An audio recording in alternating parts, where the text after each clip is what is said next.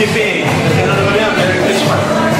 Isang gift-giving activity ang ikinasa ng 7th Infantry Kaugnay Division Philippine Army sa Fort Magsaysay Army Station Hospital. Nakalaan ito sa mga kasundaluhan mula sa iba't ibang Philippine Army Major Units sa loob ng Fort Magsaysay na kasalukuyang nakakonfine sa nasabing hospital. Personal na iniabot ni 7ID Commander Major General Andrew Costello ang regalong grocery at cash assistance sa mga pasyente ng FMASH.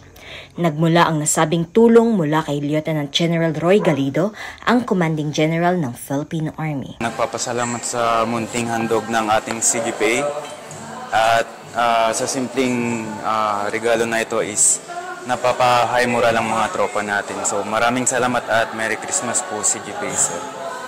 Habang iniaabot ni Major General Costello ang mga pamasko, ay hinaharanan ng 7ID Band ang mga pasyente ng mga awiting pamasko upang lalo pa nilang maramdaman ang diwa ng Kapaskuhan.